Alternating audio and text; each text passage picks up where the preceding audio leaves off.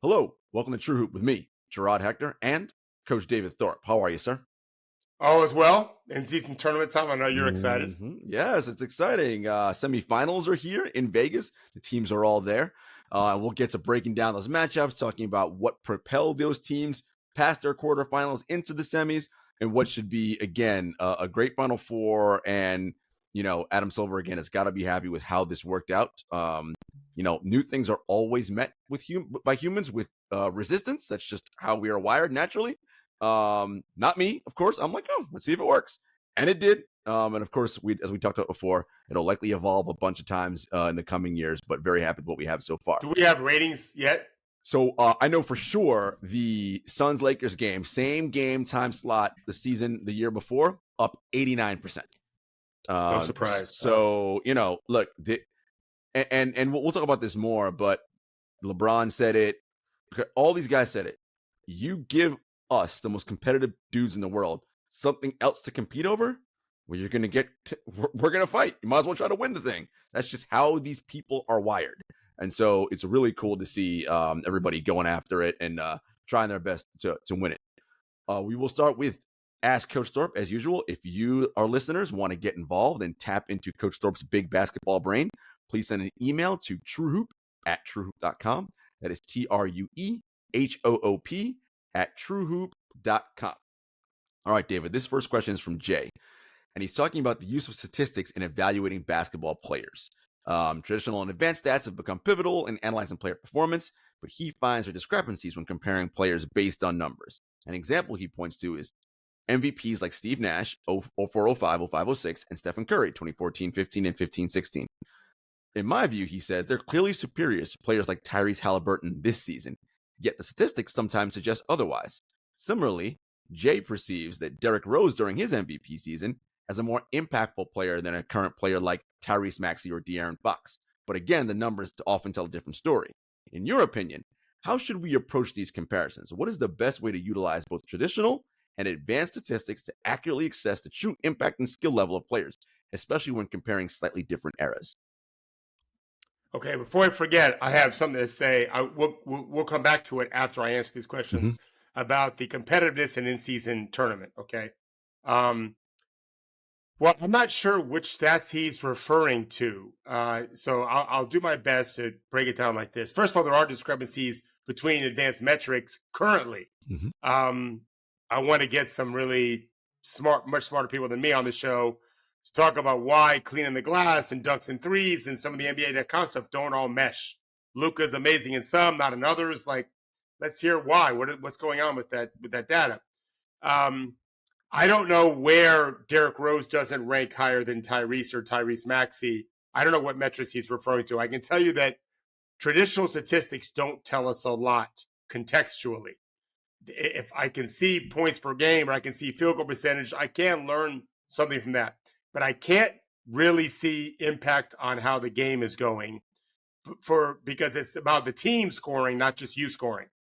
So we need the advanced metrics, I think, of seeing how the team is doing offensively when you're on the court.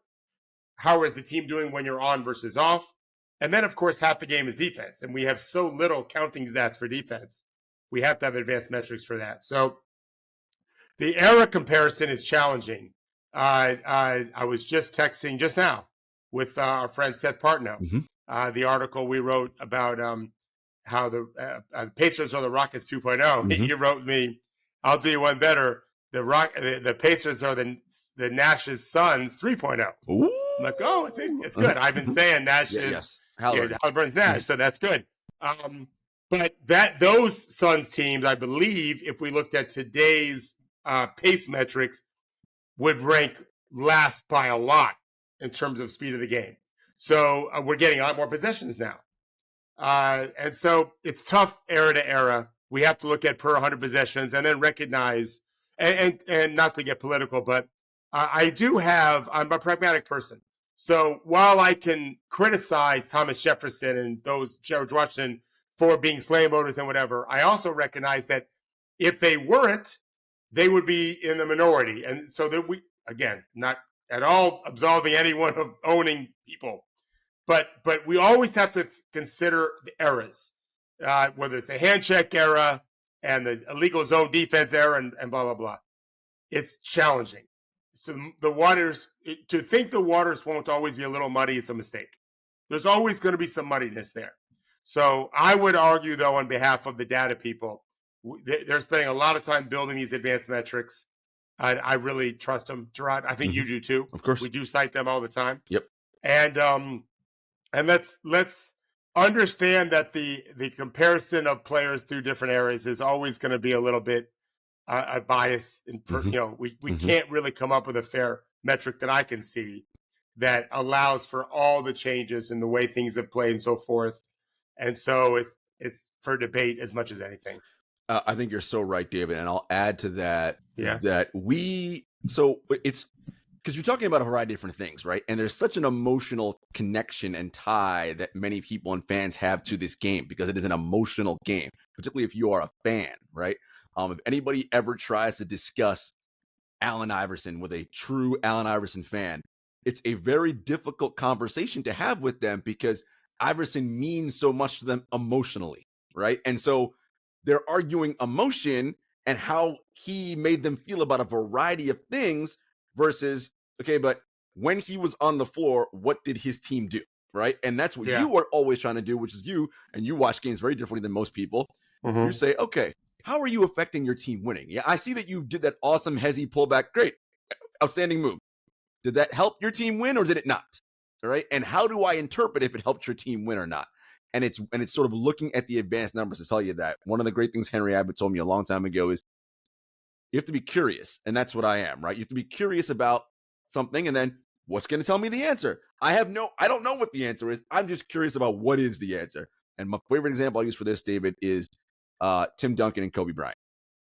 For the longest time, I'll be like, people, the way they talk about these two, it sounds like Kobe is vastly better than Tim Duncan with the way people talk about them. Like superior. Like Kobe is in so many people's top fives all time. It is uncanny. I'm like, but they won about the same when they played. Duncan's got more MVPs. I was like, this can't. Let me look into the data and see what actually happens. And as you no doubt know, David, not surprisingly, it ain't what people think, right? In just about every metric that is relevant, Duncan grades out better. He just was. And it's just, Not to get too political into college football. my brain is all over the place today. Someone just texted me about this a few minutes ago. It's like we don't think about defense. But we need to think about defense. Those people who trashing the idea that Florida State deserved to be in the Final Four for football, they lost their starting quarterback and look at the offense struggled. That's just one part of the game. Nobody could score on those guys. And defense matters. Tim Duncan, listen, Kobe Bryant had a period of time where he was an elite defensive player on the ball when he wanted to be. Right. One of the unfair advantages of being a big guy is you don't get to pick and choose when not to be tall. You're always tall. So if you just stand tall and raise your arms up, you're going to have some impact on the game. Obviously, locked in, agile, whatever, aggressive, is it better? So Duncan had a better impact on games because he was an amazing, one of the best ever defensive players. He didn't have to score that much. He still did, but when he didn't have to, or make free throws all that great because of the impact he made on the overall game. That includes rebounding too. So, advanced metrics. I let my eyes sometimes tell me a story, and then I need to verify it. Right. And if I can't verify it, it's either because there's not enough data or I was just wrong. I didn't see enough games.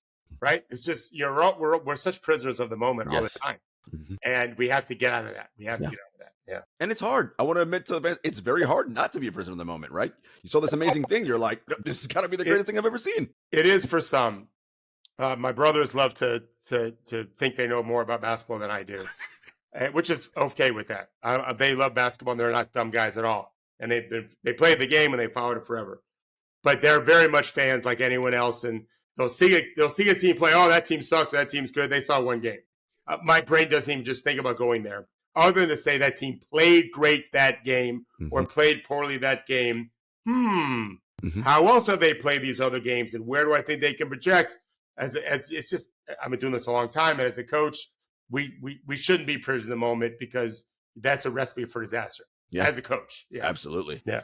All right, the second question comes from Robert, who, by the way, is a Furman graduate, and that's going to be important for his second South question. Carolina, yeah. Yep. Yeah. In your esteemed opinion, David, how would you approach these comparisons? What is the best way to utilize? Oh no, wrong question. My bad. Why does it seem like the smallest touch on the ball handler or shooter results in a foul call, but off-ball movements like pin downs, floppy, etc., result in full-scale wrestling match before the action can even begin? That's Robert's first question. He's right. There's no seams about it. It's the truth. Yeah, it bothers me. That's not to say that you can always grab off the ball. You can't.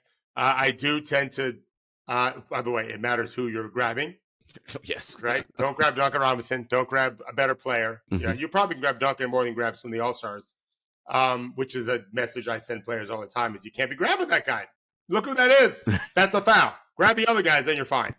Yeah, it's an issue I am concerned about. I don't have faith in how players can get away with their hands. So what I advise players, if you're guarding a star, is you've got to use your body. This is where strength and power matter.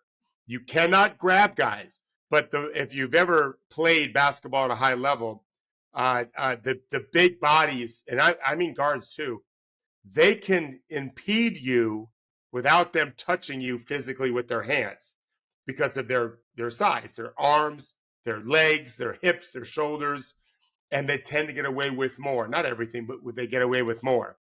Beautiful. So I work with my guys on hands wide, hands up on a shot, hands wide, slide your feet, get your body into it. It's hard when you're skinny because you can't control as much. When I look at college players coming out, they're really powerful guy. Marcus Smart. Show me the next Marcus Smart. That guy's going to make it. Yeah. Because you can defend multiple positions and not draw many fouls. Love it.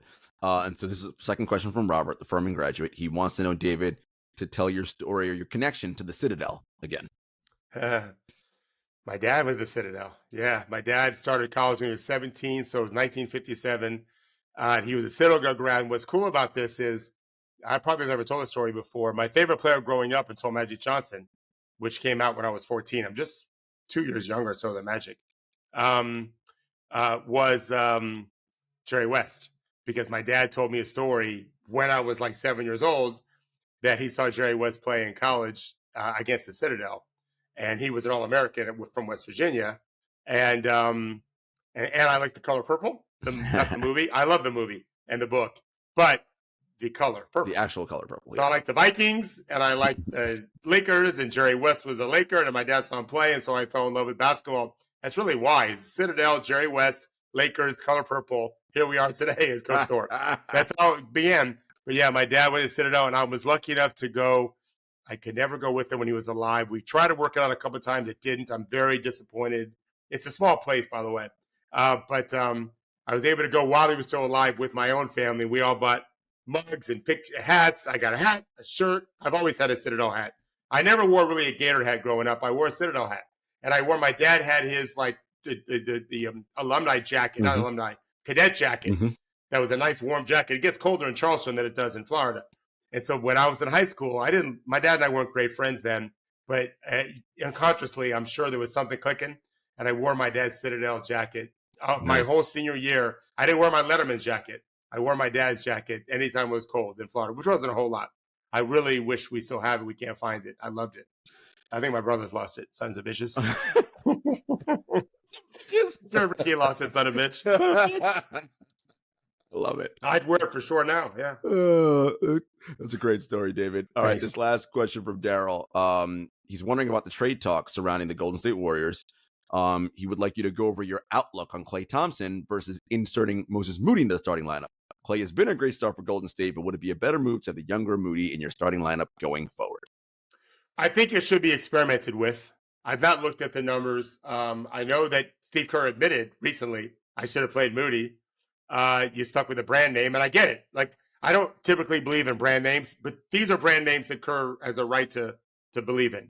But it'd be a mistake to do so going forward in the absence of evidence to suggest it works now. And so I would definitely trade Moody. I would definitely play Moody more. Now's the time to do it. Trade deadlines, and we got a couple months. Play him. Talk to Klay about it. Play them both together some. and see what you've got come playoff time. Because I still think, and this is me falling in love with the brand, I still think they're a team to be reckoned with come postseason. Partly because there's no amazing team in the West. Denver doesn't have depth. The Clippers have their own issues. The Lakers are okay. There's a Phoenix that has their own issues. I'm not ready to credit Golden State. Yeah, no, that makes sense. All right, we're gonna get into the in-season tournament, but David, you wanted to comment on the competitiveness of the in-season tournament. Yeah, so with LeBron's comments and everything, think about this. If you and I are going to run a marathon, let's say we're the most competitive dudes ever. I can't sprint for 26 miles, neither can you. No one on the planet can. Correct. Although it seems like they're sprinting. Right. If you look at their times, you're like, that looks like sprinting to me. Yeah. I remember doing a 3-mile run when I was in high school every day, and you had to run like 5-minute miles. And and I just remember some of the guys on my team I felt like they were sprinting immediately. I'm like, what the fuck are we doing? And I learned that, you know what, I can probably run faster than I've been running and still survive the 3 miles. That's what they do for 26. But line people up for a 100-meter dash, and it's let's go, right? Full bore. That's what the tournament is. It's one game. Bring everything you got. You don't got to worry about tomorrow, right? It's not even though it's an 82-game game, it's not. There's an immediate reward, not a long-term reward. It's a sprint, not a marathon. So, yeah, NBA, do this. We talked about this. I mean, I was at ESPN talking about an in-season tournament. Then you're going to get guys to play a little bit harder because they can. It's not a marathon. It's a sprint. No, it's been wonderful. And, of course, we have our semifinal matchup set. Very soon. Yeah. Early game. 5 o'clock Eastern will be the first game, and it'll be the Indiana Pacers versus the Milwaukee Bucks. And look, we'll talk about how both teams got to the quarterfinals. David, I was so impressed with Indiana, particularly in the second half of that game against the Boston Celtics. Boston was up 10, maybe at half or a dozen. And I was like, well, this is not looking great. Halliburton looked kind of listless. And we'll talk about a text message he got at halftime. And an inhaler. And an inhaler. And then in that third quarter, it looked like they got shot out of a cannon. And Halliburton got juiced on. So offensively, they played better. And defensively, David, they put in effort, it looked like, in that third quarter, which they didn't in the first half. And of course, Boston missed shots, which, by the way, that has to help you sometimes. You need that. But they also played them tougher to cause some of those misses. And Halliburton was just electric. And they were really, really good in that game against the Boston Celtics. Yeah, they had a lot of turnovers. The Celtics did. When you think about playing with extreme pace like Indiana does, I've affectionately called it. We have the Cuisinart. The Jazz called their offense the blender. I'm calling the Pacers offense blur ball. I like it. Blur ball. They just fly it. They're flying. Well, so you do that for a lot of reasons, but one of the effects that are not necessarily directly, but sometimes indirectly, is you get teams sped up where they'll turn the ball over. They're caught up in the speed of the game, and they're playing a little bit faster than what they're normally practiced doing. Why does a quarterback miss out an easy down and out in the NFL or college or high school when there's pressures? Because everything's sped up a little bit, or high pressure on the receiver changes up that rhythm. So the pace of the way the Pacers play can coax teams to going faster than what they're normally comfortable with. And when they're scoring, this feels great, but they're still maybe out of rhythm. And so they're not going to be scoring as efficiently as they were otherwise. And so that's a factor. Derek White did not play well. No. As good as he is, he did not play well. Neither did Drew. Drew didn't play well either. Drew, but they acted like it was just a marathon game and not a sprint game. They really did. And so I was in Miami when Halliburton was there and didn't play the second game. And so right away I thought, oh, Miami flew. They played Thursday night. They played Saturday night. Hello? Yeah. He was out Friday night. But I was not told that, though, I will tell you, from Pacers people. They had no knowledge of that happening. I spoke to a Pacers player after their first game when they lost, and he's like, I'm not even going out. This fucking sucks to lose. So, but then I thought for sure Miami flew when he must have really been partying. Right. But now I was told that, no, he's got a respiratory issue. And then he took that inhaler. I've seen players with inhalers.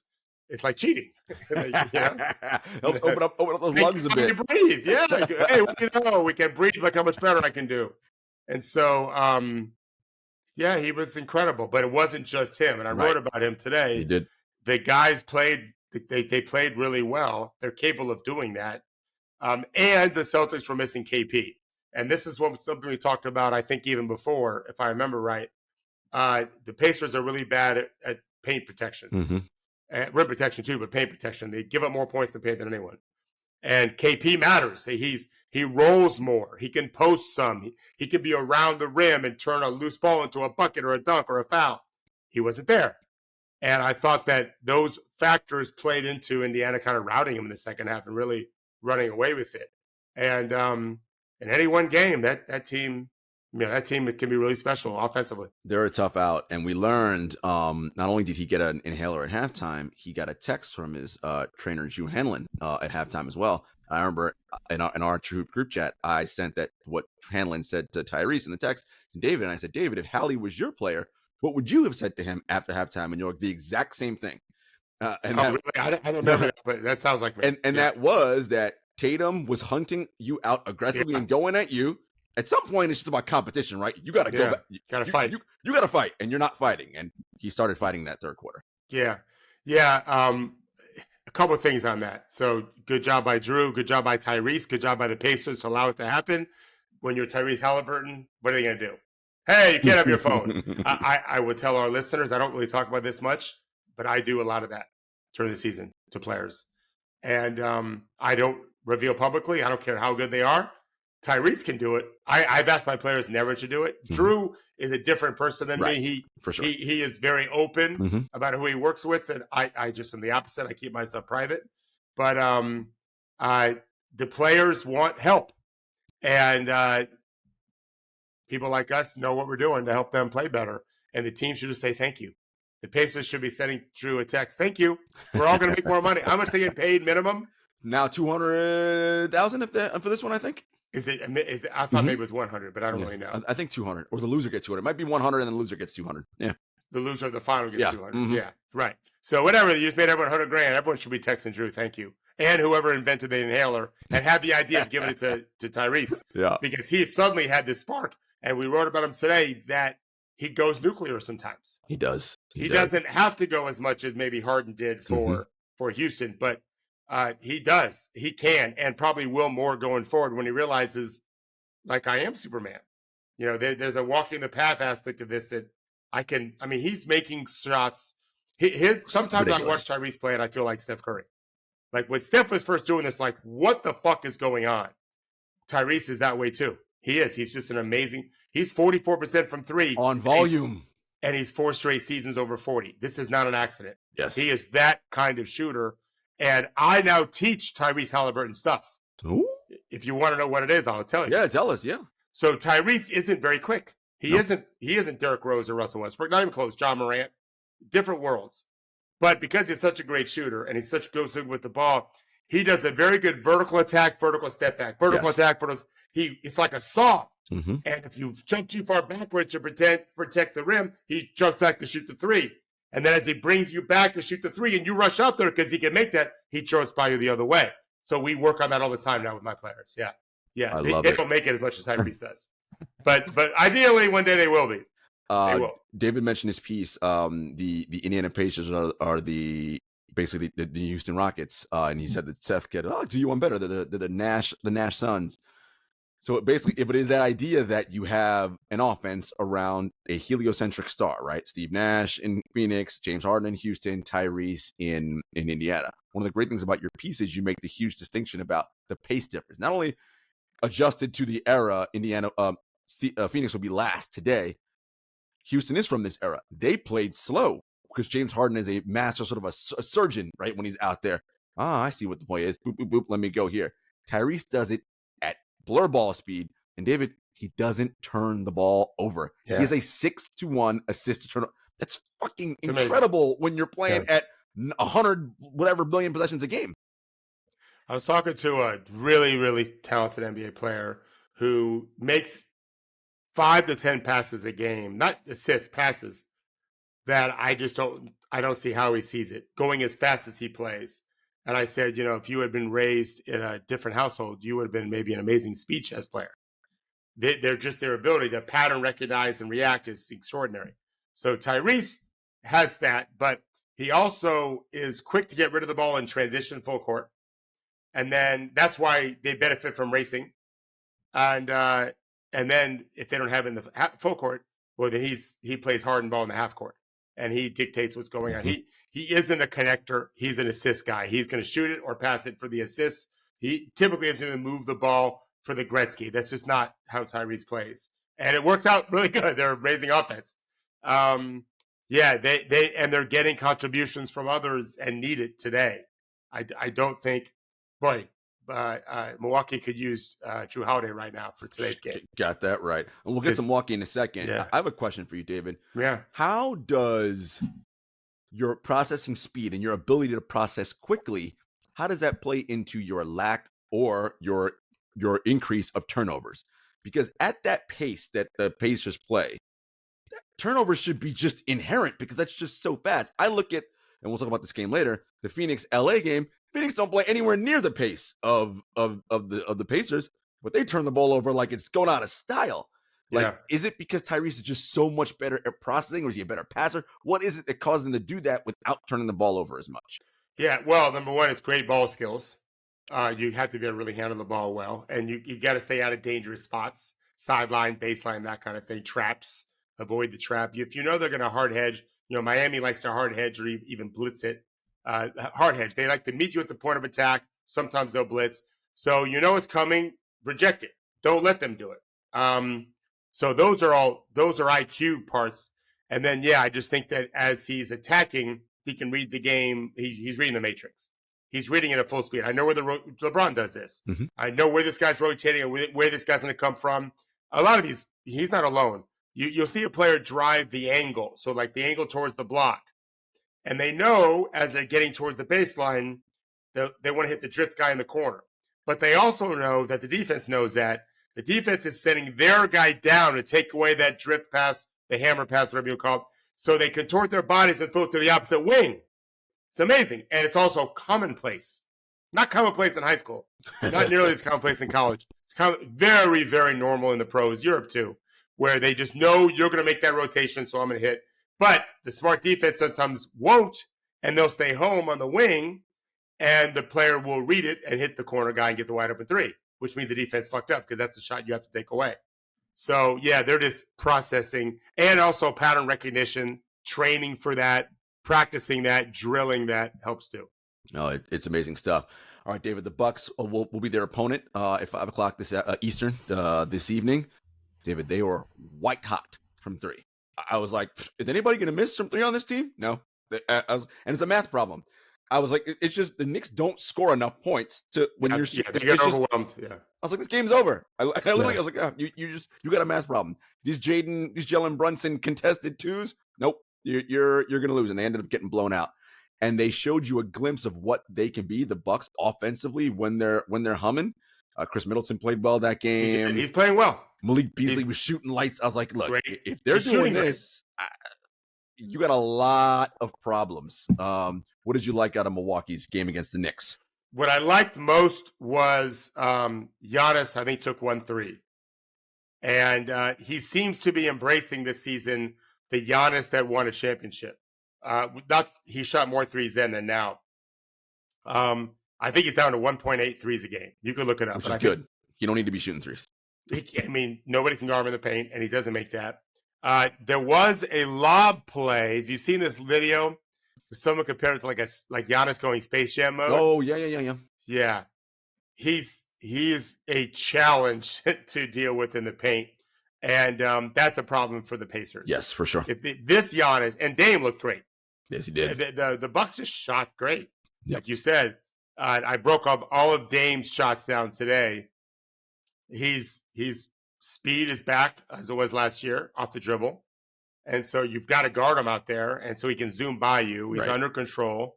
And that inside-outside punch is a big deal. And it's not just Giannis in the paint. Right. And it's not just Dame behind three because of the way Beasley's shooting and so forth. And you got Brook Lopez in the paint. Yeah. Connaughton may not be playing today. I don't remember. I think he's probably out.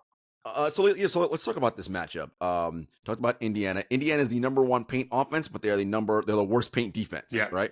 But Milwaukee doesn't score a ton in the paint, as you would think. No, You think they they're should very score a lot average. more. They're Yeah. pretty average, but maybe they will Yeah. more tonight. I think going into the game, there'll be a strategy of let's go ahead and try to exploit them in the paint more. And the Pacers also are number one in preventing 3-point Yes, shots, correct. but bad and they make them. So which is all right. You're not giving up many. And so I now the Pacers could adjust if they want. This is Giannis. Mhm. You might want to stay home more, Mhm. but we'll see. It'll be interesting contrast of styles. Here's what I'm thinking for that game. Miles Turner hasn't shot the three well this season, but if he does, and he is doing that, that's going to now pull some of those big guys away from the rim. And if Brook and Giannis are away from the rim, that's that, right? Like, because you said in your article, the idea of, and use the boxing metaphor, which I love. You want to punch a guy in the face, keep hitting him in the gut. Because when his hands drop, the face is wide open. Keep shooting threes, it's going to force the defense to come out. Well, now that the lane's open, I can get to the rim. So how big is Miles Turner and everybody hitting threes to pull Brook and Giannis away from the rim? Yes, it's super important. Jalen Smith is out, and he's 14 of 21 from three this year as a backup center. He's out. And so that would be helpful because against some teams it doesn't matter so much. Against this team, it does. Isaiah Jackson can't shoot the three. They don't really have any other options. Obi Toppin's playing better. He is. And shooting it better, and that matters. That really matters. He's super fast. They don't really have any starter that is a lockdown defender. Bruce Brown's okay. Mm-hmm. Nobody else really is. And Miles okay in the paint. It's not easy with who they've got with next to him. Their best guards, the best defenders come off the bench in Nesmith and Nembhard. But TJ McConnell's playing so well, so maybe Nembhard doesn't play as much. And that may be fine, although Dame's toughest matchup would be against Nembhard and Nesmith. Yeah. And so we'll see how Rick handles that. He might just try to outscore Milwaukee and hope that they don't shoot threes as well as they do. Andrew Nembhard and Nesmith's athleticism was huge in that game against Boston. Yeah. I'm like, wow, they can't stay in front of this guy. And they got Brown and Tatum, and he's a good player and he's on a good team contract. It's a nice get for them. Yeah. So I think you're right. We got to do our predictions now. I'm gonna if Indiana's gonna win, it's for sure they got to outscore, right? I mean, yes, every team's got to outscore their right. opponents. They're not going to win 100-200 probably. Definitely not, because they can't hold teams that low. So they're going to have to really crank it up. And Milwaukee's fine; they're fifth in pace, so they're okay playing they're used fast. to playing fast, But so was Boston, and they didn't play so well. Correct. I think the biggest factor is Indiana had an extra day of rest. They played. They played Monday, and not Tuesday. I think that matters. They've been in Vegas since Wednesday. They've been in Vegas since Tuesday. Yeah, they got there Tuesday. So I still give Milwaukee a slight edge because of that. If it was the other way around, I'd give Milwaukee a bigger edge. But they came late. I think the way they're playing, Indiana's only got a couple wins against really good teams that are healthy. Right? Porzingis was out. Bam had been out. They beat the Sixers this year with Embiid and Maxey. That's a nice win. That was a while ago. I think Giannis and that Milwaukee's got to shoot well. If they don't, Indiana can whitewash them. Yeah. But I would give Milwaukee a slight edge in this game. But still, great story for Indiana to make it there. For sure. And it's been a fun tournament. All right, guys, we'll be back after this brief commercial break. Okay, David. The Los Angeles Lakers will be heading to the in-season tournament semifinals to play the New Orleans Pelicans. The Lakers beat the Phoenix Suns, and after the game, I thought, well, this is a great quote by Kevin Durant. He's like, you turn the ball over as much as we do and give the other team 25 more shot attempts. I don't care if you're playing the worst team in the league. You're going to lose that game every single time. And sure enough, they lost. I mean, first thing I thought of is they just didn't get enough shots. They just turned the ball over too much. And with all that said, David, this was a tie game with seconds to go. Yeah. Madness. Yeah, they just didn't take care of the ball. And LA had their big three show up, and that was about it. And that was enough because they got so many more shots. Yeah. And Lakers did not shoot the ball well. If you look at their final stats, they shot terribly in that game. But you give me 25 more possessions. Yeah, that's all I need to win. Of course, and they did that. And so LeBron and the Lakers are moving on to the semifinals. They're going to have a nice home court edge, not only because Vegas is close to LA, but the Lakers are probably the most popular team in the league, right? So that also helps. Yeah, anyone that's gone to a summer league, my first summer league it was in Long Beach, California in 2004. And the Kings, my player for the Kings was playing the Lakers, my first ever time going, at West anyway. And it was Laker fans everywhere. I'm like, what is going on? Mm-hmm. Sasav Vucevic was their rookie player that year. Yeah, Vooch is good. My guy had 30. Kevin Martin had 30. It was a good day for me. But yeah, Vegas, Long Beach, like Summer League. Yeah. Lakers. So it's going to be a Laker heaven. Yeah. But I will say, I was thoroughly impressed with how the Pelicans took care of the Sacramento Kings. Did this without Zion Williamson being particularly effective at all. No, he was pretty average. It was Brandon Ingram, and it was Trey Murphy and Herb Jones and Alvarado and everybody, Valanciunas. And David, this team is so balanced offensively and defensively, the Pelicans. I just feel like, look, and they're big, right? Like Phoenix was small and LA had a lot of size advantage over them. They're not going to have that same size advantage over the Pelicans. If the Pelicans are guarding and then they're hitting shots with Hawkins and Murphy the third, I don't know. Hawkins didn't play in that game. I think at a DNP he may not play tonight. But Murphy, he's an amazing shooter anyway. Yes, like we know he's a great shooter. Yeah, I like New Orleans. I think they're defending. They're top 10 in defense, I believe. Certainly of late. Ingram is really a special player. Yep. He's just been a bad shooter and wasn't this last game. So, but we know this about Brandon Ingram. We talked about this on Monday. He's built for this kind of stuff, man. He really is. And not just a scorer, but a playmaker, a passer. He's a surgeon. He's figuring shit out all the time. If Zion can do his thing and Brandon can do his, we expect Brandon to do pretty good. The Pelicans with Valanciunas inside, with all the players, CJ McCollum didn't mention. Najee Marshall's a good athlete who plays hard. Guards really well. Herb Jones is a disruptor defensively. Yes. Yeah, I hope foul trouble isn't a big deal in this game. I worry about guarding LeBron. Well, what's going to happen, right? That's always something to worry in today's world. That's always a problem. How are we going to stop LeBron? I think the Pelicans have the better team. Grand Theft Alvarado made some. He's just, and it's awesome. Like the book is out, guys. Everyone, but you either forget or you're in the middle of the game and you're not thinking about it. All of a sudden, out of nowhere, sweat. I'm like, oh man, Fox, pay attention. I feel like if you're playing the Pelicans and the first person I'm identifying is, where is Alvarado? Like, that's where my eyes are going. Where is he? Like, you're totally right. Should be doing it. It was crazy. And so, yeah, I expect the Pelicans to really play a good game. And Zion, this is interesting, David. As you know, like just like you, I generally don't watch any of the pre or post, but I saw a clip of the inside guys talking about Zion. And Kenny and Chuck had the sprint counter out. Which would be a race counter for you. And they counted how many times in that game Zion raced. Once. Yeah. And I was like, that's just... And Chuck was, basically like, look, he's going to be fine in this league because he's super talented and he's going to just talent his way into like good things, but he is nowhere near what he should be because he's not engaging and racing and all the things you talk about. And I wonder which Zion are we going to get? Because if we get the racing version and Brandon's, then I think the Lakers got problems. But if you get the, I'm just going to do whatever. Yeah, you're right. Let's hope he competes. Yeah, it will be interesting to see. So, yeah, I'm going to go in that game. I'm going to go with the sure thing. Because I know LeBron will compete. So I'm going to go with LeBron being the sure thing, though it would not surprise the Pelicans win. And then we'll go. It's any one game. I mean, all of our listeners have to recognize that any one game, there's just a myriad of possibilities here. Yeah. And between these four teams. For sure. And so I think Lakers and Pacers would be really nice contrasting styles. And then, who knows after that. But it would be a good story for the Pacers because they've talked about wanting to win this and really, really being bought in on the idea. And this can help them, David. You wrote in your article, it can buoy them, right? Not necessarily, they're going to win a championship, but this is a turning point. Hey, Carlisle says to his guys, remember in the third quarter, we actually played some D, guard it up. And now we know what it takes to win a game of this magnitude. And you'll tell your players, the playoffs, you have to play 4 games like that to win a series. Every game has a chance to be a springboard or a foundation as you build. Every game. And Indiana needs these kind of games. They're trying to build something. They have a transformational point guard. They've one guy. That's why I compared him to the Houston's Rockets. They have that opportunities to get more, but they have one now. And winning big games with him It matters. Yeah, absolutely. So it'll be exciting, guys. Make sure you tune into that tonight.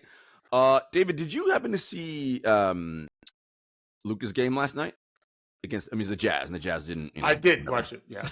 He's just so ridiculous. He is He now is 40 something last night. yes, another 40 point triple double. He Almost a fight with Chris Dunn. That was weird. Well, and so the audio leaked from that, and What did Lucas say? You're the rep asking, what the hell's going on? And Lucas is like, he's just mad. I'm busting his ass. I'm giving him buckets. Like, what? Is that what he said?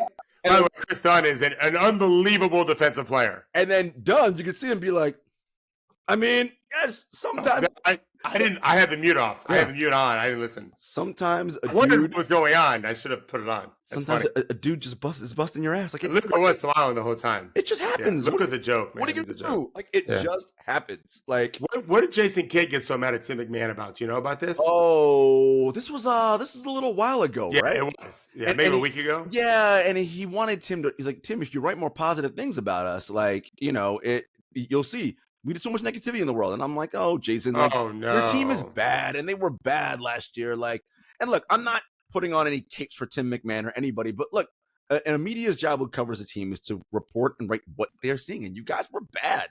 Like, you were very bad last year. And he was writing that. You're playing better this year. Now he's writing that. Like, you're not making up stories. You cover what is actually happening. Right. You can get mad at your own social media person for tweeting out negative things about your team. Right. Correct. He doesn't work for the Mavericks. Correct.